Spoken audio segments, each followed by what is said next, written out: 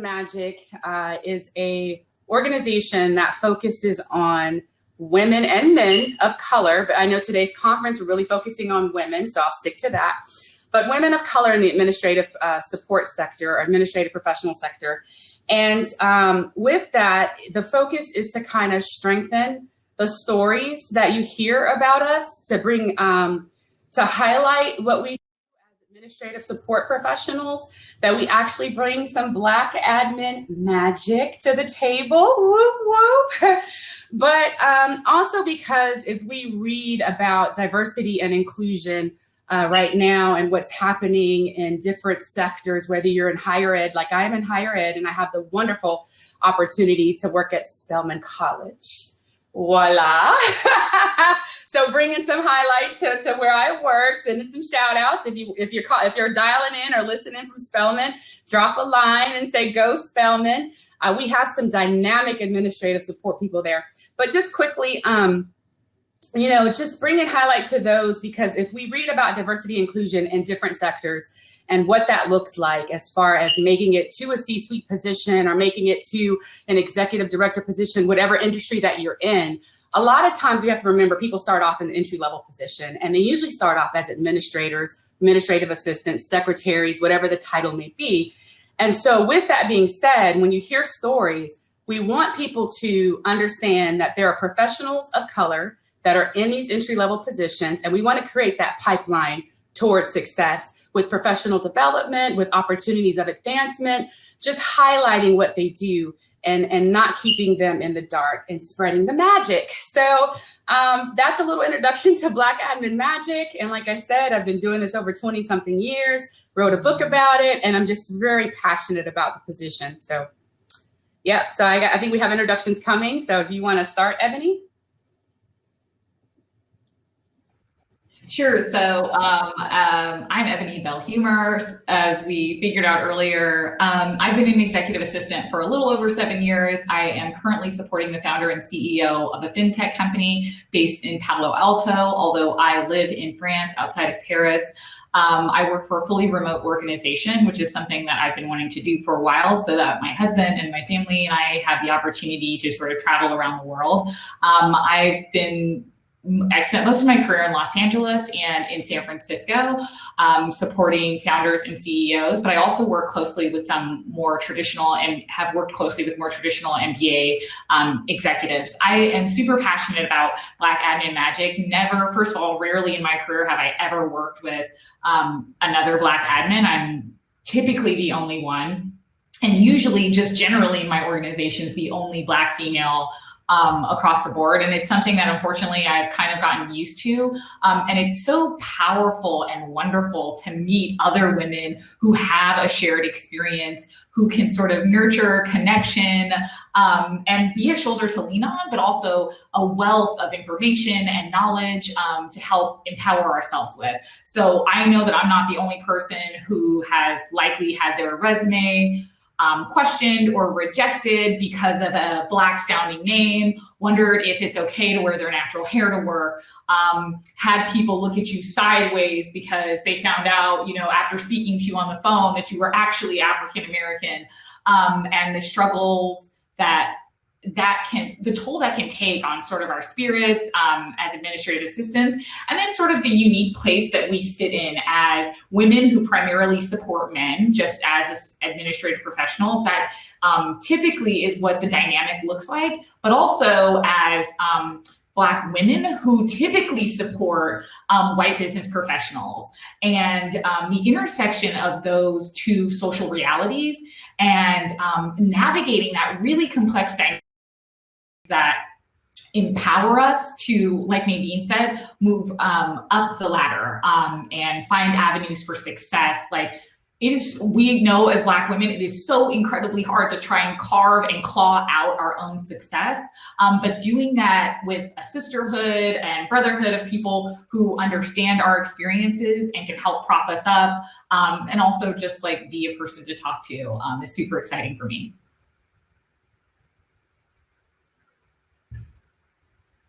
Absolutely. Sorry. Mic on, mic off. I'm going to have to learn that throughout the day. Hello, everybody. I'm Debra Coleman, probably one of the less familiar faces, but hopefully after today, we will make a lot of connections with each other. I am so excited to be, as I stated before, a part of this session, especially. I am like Nadine, I'm in higher education. I'm with UNLV out in Nevada. I have been in higher ed probably close to 20 years, but I broke my teeth, so to speak, in the corporate world. So I did dip my toe in that life for a little while. Like Nadine can attest to, higher ed is a completely different beast. And Ebony, I think, spent a little time in it too, so she knows a little. But one of the reasons why I was so excited also to be joining this conference today is because I think also the admin role can be a little isolating and lonely at times.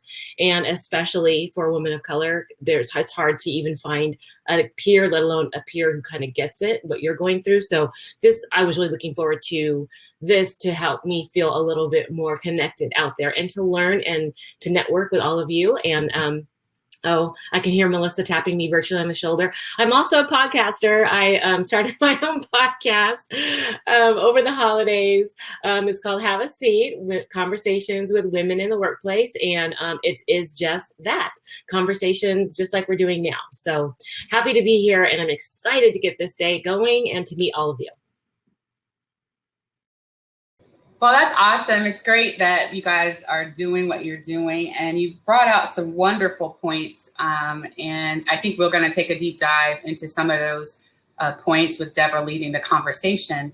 And the thing about what's key is that you guys said that stood out from both of you is that sometimes you're the only one.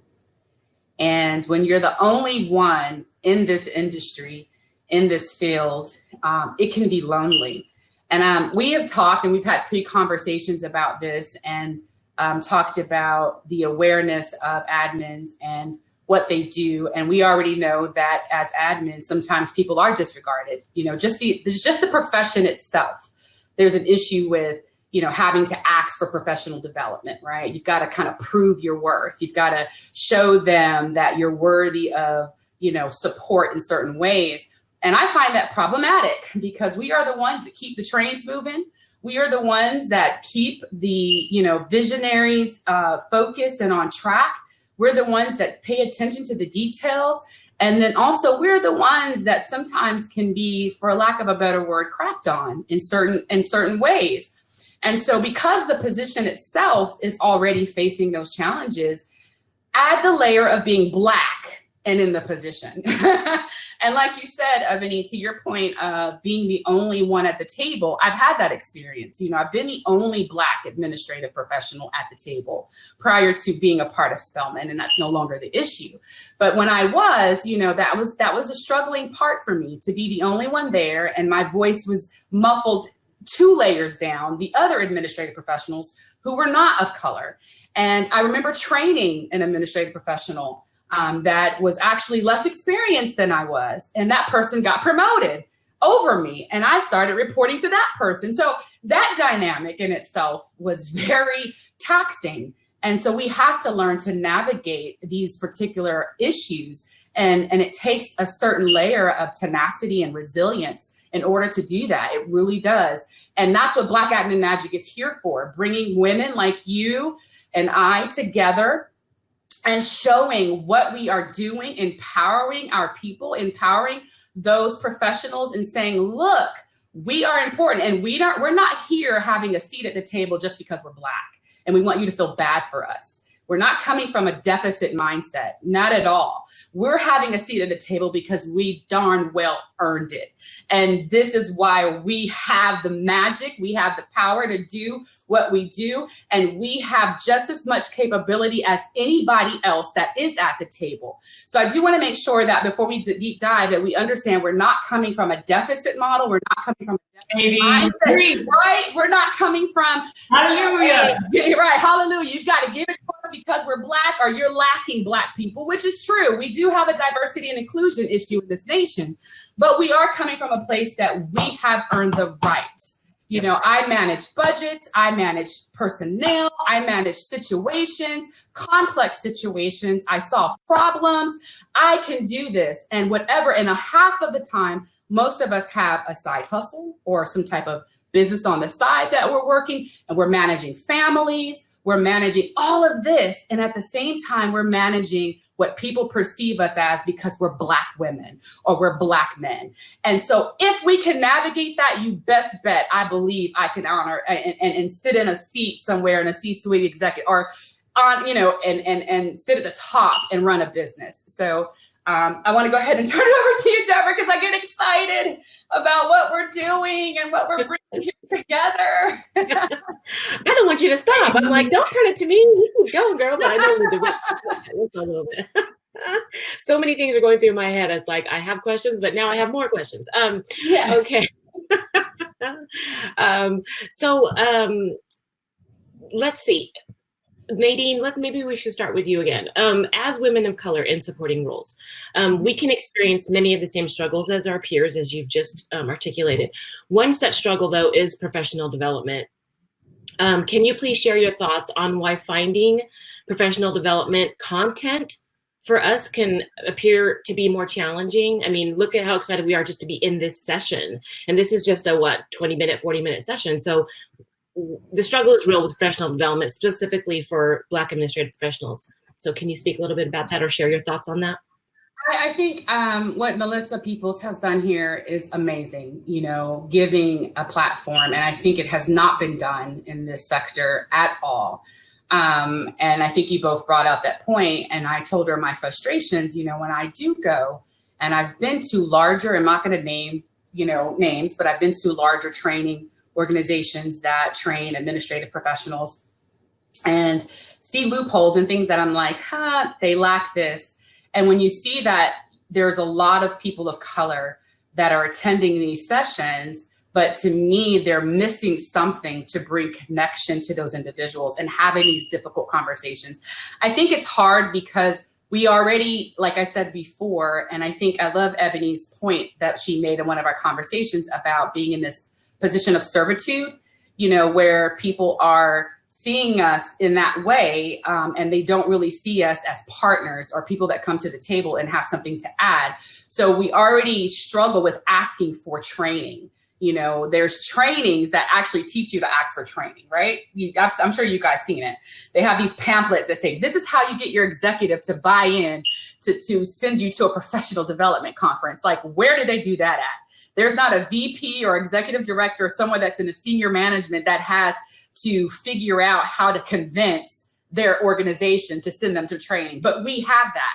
And so because we have that, we already lack something. And so since we lack that piece of it, we definitely lack the ability to have these types of difficult conversations. So I do believe Melissa has done something great here with giving us this platform or sharing the platform and starting the conversation.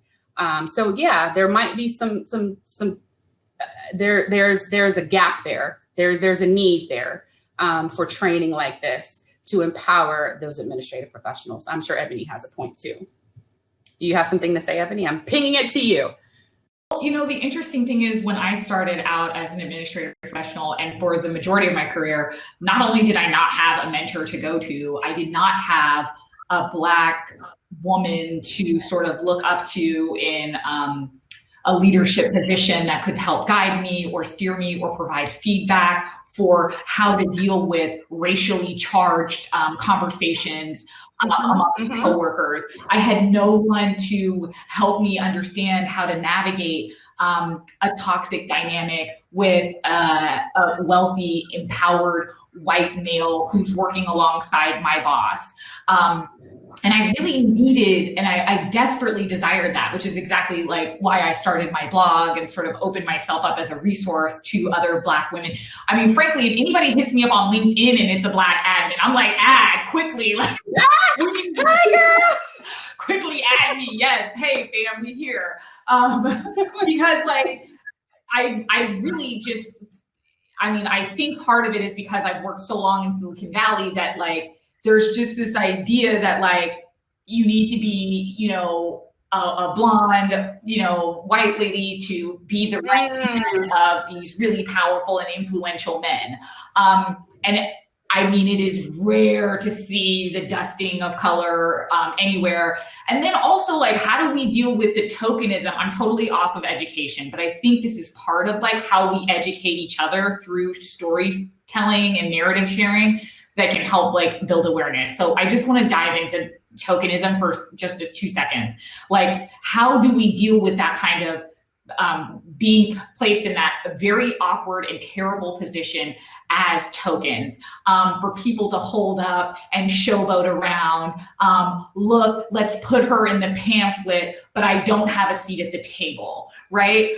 They want to make sure you're on the website, but you're not in the room. And how do you have those conversations that say, I'm only on the website when I'm in the room, or because I am in the room, not because I'm a good addition to the latest advertising catalog for investors and prospective employees, because that's just BS, right? Our job is not to sit around and perpetrate diversity on behalf of other people and act as like a shield or a cloak. We have incredible value. I talk a lot about bringing your whole self to work, and the importance of how you're able to problem solve better and provide really unique solutions when you're not having to hide parts of yourself. And as Black people, I don't know just professionally that's ever been true for us.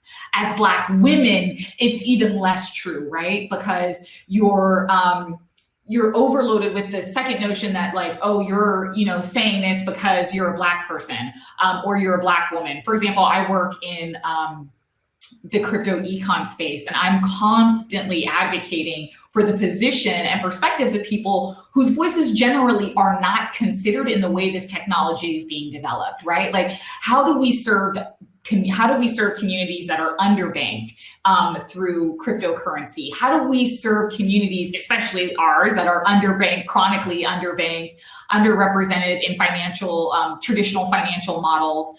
How do we leverage this technology to empower those people? And I use that as an example to say how we can bring all of our perspectives to bear on the way our products and technology are being developed, and how important that is to start sharing, and also to share like methods on how to do that very effectively. And it's always a trick to thread the needle here super carefully, but it's so wonderful just having a place to start with you ladies and all of the people who joined us on this call. Like, this is a burgeoning, wonderful, important community that I'm so thrilled to be a part of. I totally agree. And completely off the in regards to professional development, how rare is it to see, because we're up on a virtual stage right now. So how rare is it to see, if we were live, to see us on stage? Nadine?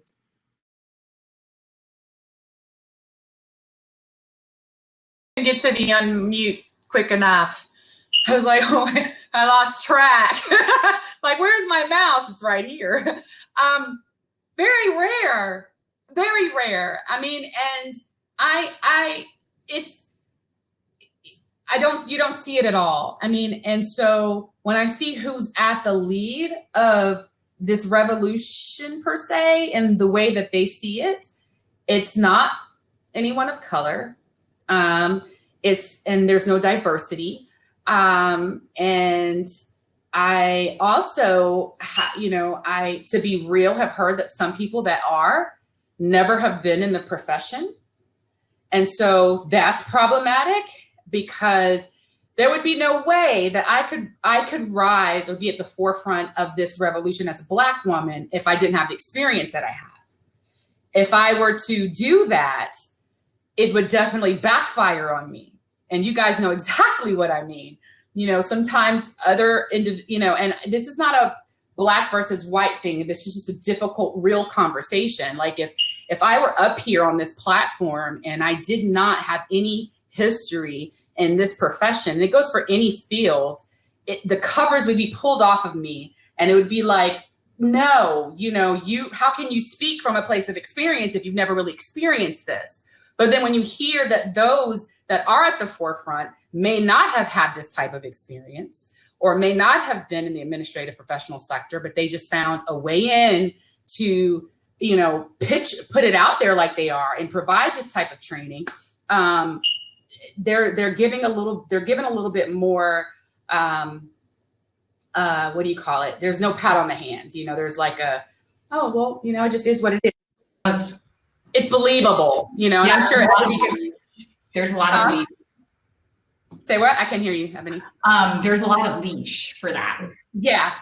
And it's just, like you said, you wouldn't see this right now. You wouldn't see, and it would make people uncomfortable, but it's difficult conversations need to be had right now to kind of shift where we are. So. And you know what I say? Let's hear it for the uncomfortableness. We've been uncomfortable, so I'm not going to apologize for somebody else being uncomfortable. Okay, That's right. Safe space. I can say that here. Just to piggyback quickly on this, I know we are running short on time, and I have 500 million things I want to say, but I do want to talk quickly to Nadine's point about why diversity, equity, and inclusion are important. And it isn't just about having somebody who is Black and being look, we have a Black person, let's parade them around and put them in things. Inclusion and equity are important because what we need is to have robust, full-bodied training and development that reflects the state of the world, not the world we pretend we live in or the world that we curate, carefully for ourselves, where everything's perfect and only these people hang out with these people. The reality is that the world is becoming increasingly global, right? And I think the latest current crisis has shown us that our interdependencies aren't going anywhere. We're all having to work remotely, more and more with people from different countries and cultures. And we need professional development that reflects that reality, right? But also representation matters. If we're hoping to train up younger generations of astute, bright, and strategic administrative professionals, that only happens in a world where they see other people like them succeeding greatly, right? I always think about Michelle Obama because when I was a little girl, I did not believe it was possible for a Black woman to become the first lady.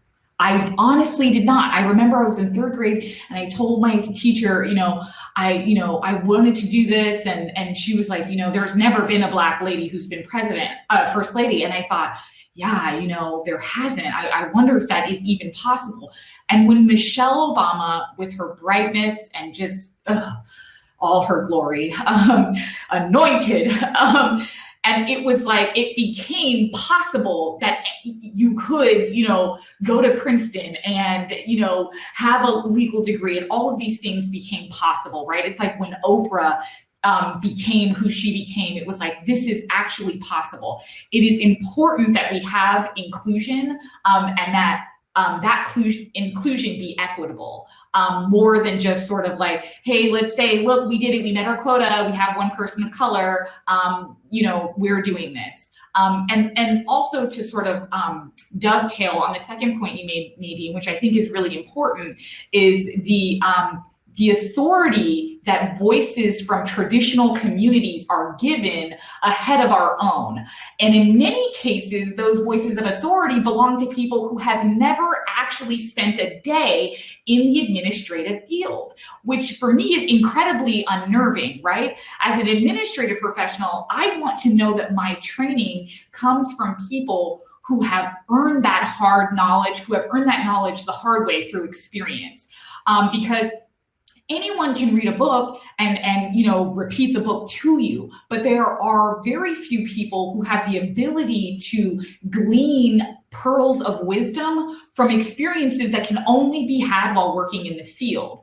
What I think is important is that we begin to position our voices as and speak from positions of authority, and also to highlight the reality that we're in our community as a whole, as administrators, are privileging voices and positioning them in places of authority who don't actually have experience being executive assistants, personal assistants, administrative assistants, while simultaneously skirting or diminishing the voices of those who have. And that's not cool, right?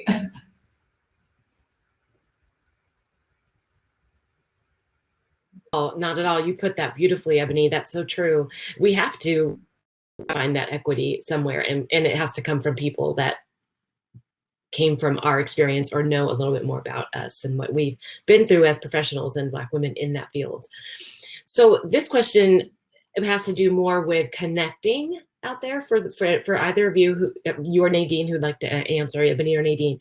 In what ways can we as Black administrative professionals gain the confidence and knowledge to earn our seat at the table / respect at work?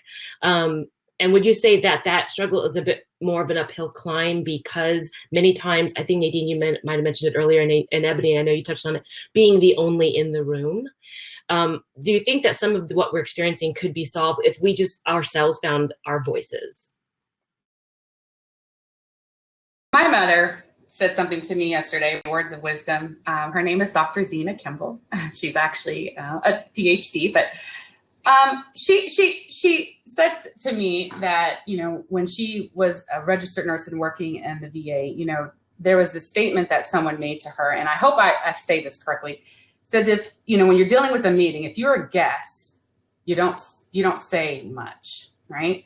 But if you're a member or you're invited, then you speak. And to say to your point, I think it's important for us to first be bold in clarifying where we are and how we're being invited to the table.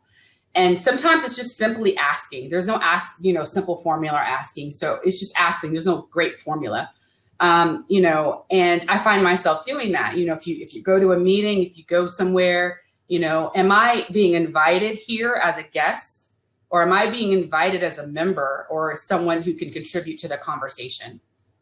And so it's just asking, and it could be uncomfortable for you to ask. But I've practiced that, and you may ask in a different way. But if it's, because if you are a guest, then you know where you stand, and then you know how you have to respond. And sometimes there's no way to always correct every situation. It's going to be what it is. So then that's you making your strategy, and I've said this before in a podcast, it's time to exit and figure out what's next for you. If this is something that's very meaningful. I think sometimes we pad it to where we try to say, well, you can do this and that and whatever. But because it is going to be an uphill battle, especially if you're the only Black face or Black person in the room and you're the admin. But if you level set that with yourself and your executive or whoever you're dealing with, hey, am I a guest or am I a member of this conversation? Because in that case, if the person says, even if they say it out of just being kind, you're a member. All right, well, I can speak up now. I can give my points. I can have a seat at the table. But if it's clearly said that you're a guest, it'll be kind of hard. And I'm sure Ebony has a different perspective or may add something to it. And it just may be time to figure out where you can go. And I think we have a session today that's going to talk about that, creating your own seat if you have to, or your own table. And I know I'm going to give Ebony some chance before we get into the rooms and network with everybody. I'm wondering, what is our schedule after? Are we overtime with time? I think we need to. Okay. I think we end at what time, Debra? Okay, so a few more minutes. Yes. No, please, Ebony, go ahead. Okay. No, but do we have time we're going to go and network with people, right? Yes. We have a little bit of time. Yeah. We have a little time for Ebony to answer, and then we can break off and do that. Yeah. Okay, great. Awesome. Yeah. So I'm actually giving a long form talk on this today about developing sort of executive presence and owning your seat at the table. But I always think I view myself sort of as like a lifetime learner. I always approach things with a student's mindset, and I really believe in. There's one of my favorite books is called Humble Inquiry, and it is about. We do a lot about, we learn a lot about the social art of talking, but we don't learn a lot about the social art of questioning and asking meaningful and important targeted questions. And I really use that to drive, I've used that to drive a lot of my career. So I loved what Nadine said about bold clarity, like bold clarification. That is incredibly potent as an idea to orient our thinking around, right? That we should move boldly into understanding and alignment across channels. I really believe that like acting and working in a high context environment where everyone has a collective shared body of knowledge to jump off from is the best place versus sort of there's a whisper that this person might be, should stay out of it or they shouldn't. I don't do the whispers or they don't. Yeah. I am constantly driving towards clarity of where do you see my role in this meeting? Where do you see my role in this project? And get clarification from them. And then I offer clarification from my perspective, which I think is the second part that gets dropped a lot of times, right? Where we may get that clarification from our boss and then it will end there. But I think that it's always a two-way street that requires a deep investment from us by like a willingness to be vulnerable. Patrick Leonici wrote a book called Getting Naked that is really all about the importance of being vulnerable in organizational health and developing really strong relationships with your executive and your clients and your leadership team. And I believe that that is the second part of seeking bold clarity is delivering your clarification to your executive or your leadership team by letting them know where you see your role in this project or meeting. And I think, as I've said before, that if there is an ideological bend in your organization, I don't know that I would make the emotional investment in climbing through or trying to penetrate that ideological wall.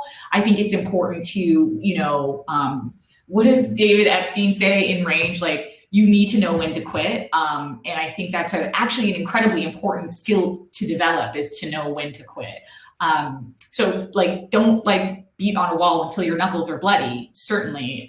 But don't give up instantaneously. Like it does require some insistence and a willingness to hear no, but it doesn't mean that we allow ourselves to become psychological or emotional punching bags for people who see us in a very one-dimensional way. So yeah, I guess that's what I would say. I just love hearing her speak. I know. I got to say that. I'm like, I could just sit back and listen all day. Sit back and just like pop it in your ears and just like, yes. I love it. Actually, I'm like, where's my notebook? I need to be like writing notes. I can't be paying attention right now. I need to write with Emily. See? Okay, I'm doing that. That's what I'm doing. That's a good skill set when you're sitting in sessions and you're learning, because like she said, light learner, I don't know it all.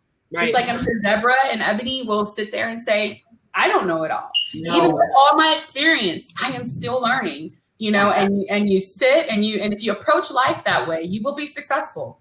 You approach and, any conversation that I'm having with an executive or with someone, I don't care if I feel like, even if they have less experience, we've been extended. Okay. So we'll go ahead and network some in a few, but even if I'm sitting down with someone that I feel like, or is the facts are they may have less experience than I am, I'm still taking out a sheet of paper and I'm still writing notes, because, you have to be open to different ideas, different ways of thinking. And that's how we'll grow and expand in our profession and as professionals of color. So yeah, I've been taking notes. and honestly, Nadine, like, first of all, I'm so humbled that you even say that, because I look up to you so much. You're so inspirational. You seriously are.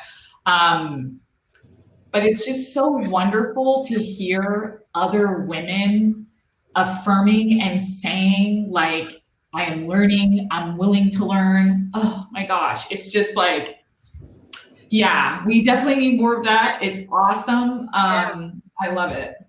I know it seems like it will bring you to close to tears. Collaboration, I share this a lot, and I think, Melissa's point of collaboration, not competition. But I also believe that collaboration doesn't take away from your contribution at all. No. There's this humble confidence that you use when you approach situations where people are like, you know, they're humble and knowing. I'm confident in what I know, but my humility comes because I don't know what you know. I haven't had your experiences. So how dare I come with any type of haughtiness or feeling like you're going to take away from me, even if it is, even if we're here promoting have a seat or the assistance list, which I want you ladies, whoever's listening, please follow us all, you know, because we're community and we're working together even after this, you know, so there's nothing to compare. There is no competition, you know, and I'm a strong believer, and I'm going to say this because it's just me. I don't know if you guys seen my LinkedIn profile, but I am a pastor. So at the core of my heart is loving people and understanding where people are. And, you know, there's nothing that takes away when you bring somebody into your boat. You want to bring somebody into your boat that's different from you, that challenges you, that makes you think better. Even if you are the leader, it doesn't matter. If you can be the leader sitting amongst everybody in your boat and be in the middle. Being a leader is not being the person at the front of the boat or being in charge. Being a leader is knowing that everybody around me is pouring into me, just like I'm pouring into them.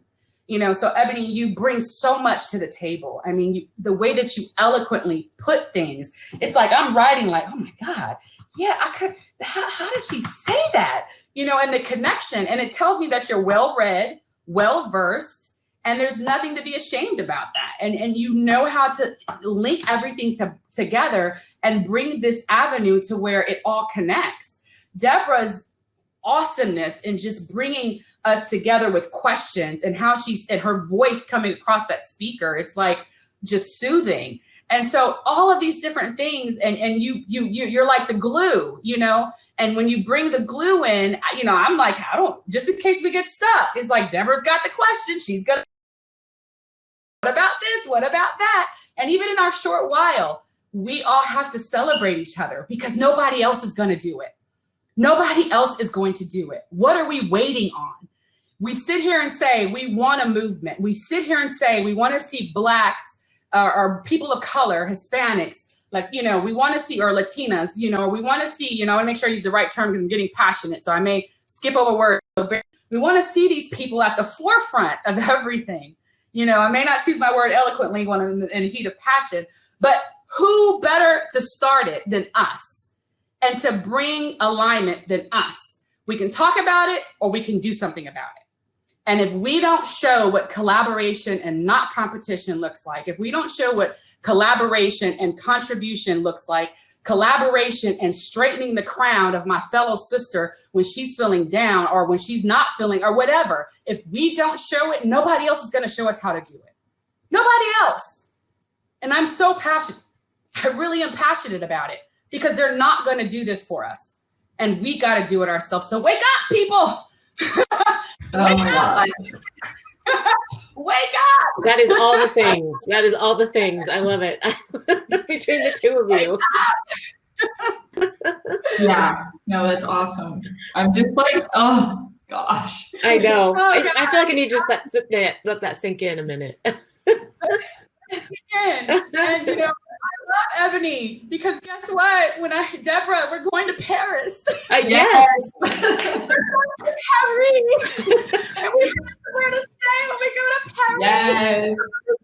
Around. You guys, I have my guest room. Look, we're doing a retreat. That's what we're going to do. We're doing That's what we're going to do. We're going to do a retreat. Yeah. So, Love it. Talk about connections. Yeah. Great connections. So I don't know if you have any other questions. I know we want to take time. Yeah, do we want to open it up for questions from the group or Yeah, and you guys can hear me, right? Everybody can hear me. Yeah. Okay, everyone. Me and Alexia, do you have a retreat? Yeah. Do we have any questions from the group?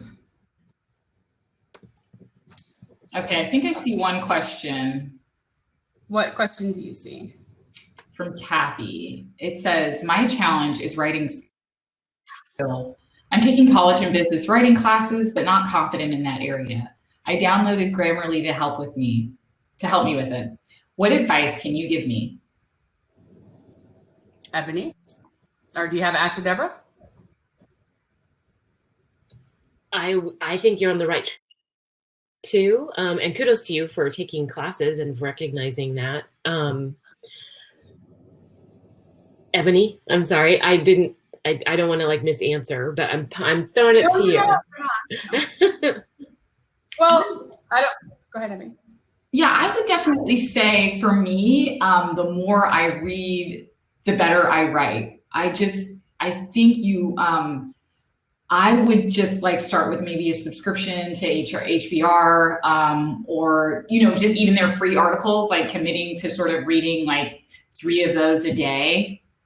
And learning different writing styles. Eventually what will happen is you'll start to find your own voice.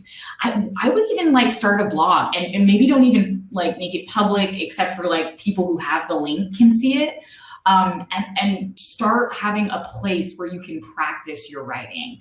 Again, if you're uncomfortable like letting people see it, make it private so only people with a link can access it. Ask for feedback, but just keep writing every day. I'm sure you're probably doing a ton of free writing in your college and business courses. And a blog will help you lean into that practice of writing, but it's also a really good place to keep your learnings, a wisdom repository, like I like to call it, where like, hey, this set of stuff happened at work over the weekend. I'm reflecting on that. Here's where I was able to learn lessons. I learned that some people challenged me in different ways. Here's how I tried to navigate working with a combative coworker this weekend, not naming names, but something like that, I think would be, a step in the right direction for sure. And like she said, they said, you're on the right path. For me, I think, like she said, just a blog, starting one. And, I'm a G Suiter. So there is a blog app on G Suite, but there's also a way to do a website on G Suite. So you can do your own like little mock website with sites on Google and, kind of start doing your little content and it gives you kind of and then you can just share it. It's not public, but you can share it with certain people as collaborators to kind of give you input. I am a big supporter of a content folder. So like you said, HBR or subscribing to something where you're reading articles and things. And I would throw in something that is not quite as interesting, but maybe like scientific or something that's just different to where your comprehension has to, take it in a little bit more. And that's what I do. Because it's easy to read things that we're always passionate about. But when you're thinking about technical writing or writing in a different way, if you bring something in that's just totally off the wall, a 3-page article that you read, keep a little content folder, read it out loud. Sometimes it helps to read things out loud when you have some alone time, because then your speech and the way that you talk kind of catches with that. And then it also starts to translate to what you're writing. And so you're on the right track with the thing that you're doing, Kathy. And Ebony's tips are great, but like I said, a content file, Google Sites, kind of playing around with it and reading some things out loud, especially those things that you have no interest, would probably help. That's perfect. I totally agree with both of you ladies. Since I stumbled over my answer, huge reader. I believe in reading. And, really quick, before we move on to the second question, also read those company emails that come in that we all delete.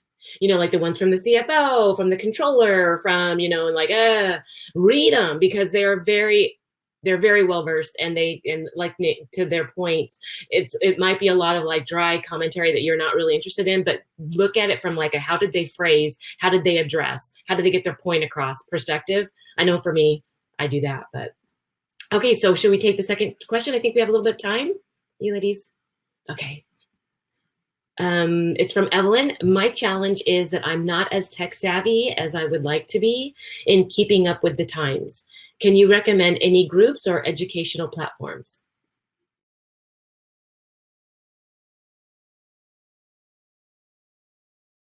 You're talking to some passionate people about G Suite. Educational platforms. I don't, because I'm more of a DIY person when it comes to tech. And I do believe in just kind of diving into things that I'm like, okay, well, let's just see what this, has to do or how I could make this work. So I use a lot of YouTube and self-training and self-teaching. As far as platforms, I don't know if you mean like that actually show you how to be tech savvy. I think being tech savvy just comes with you actually just putting yourself out there, doing it yourself and engaging. And G Suite is a great place to start because there's a lot of plugins with the different apps. So if you want to join the G Suite session after this, that might help with that question. I don't know if there's an educational platform Ebony might be aware of that she might want to share. So I would say my two big ones are Udemy and Khan Academy. Both of those are really great. They've got a ton of educational materials. I like want a second, third, fourth, and fifth YouTube. YouTube for sure for everything. I learned Canva on YouTube. I learned Trello on YouTube. But also like I think to just dovetail what Nadine was saying about leveraging like the free platform of G Suite. What's really good about learning the G Suite, even if it's not the platform you use at work, is that Google is really the standard for user interfaces on almost all technology, right? So the way they develop, because they run almost all internet traffic in the world, they're going to use the content that or the interfaces and that Google sets up, and they're going to try to match that. Because easy UX is really subjective and it's based on what the majority of people are using. And in this case, that's Google, right? Whether you use G Suite or not, you're on Google all of the time. All of us are. You're Googling and you're on YouTube. So all modern apps are based around a very similar UX design to G Suite. So figuring that out will help you. It will have a cascading effect that will help you learn a lot of other technology and help to simplify it in your mind, right? Because you'll have familiarized yourself with a really broad-based UX design. So I really would recommend like diving into G Suite, going into Docs, play with slides on your own, play with sheets.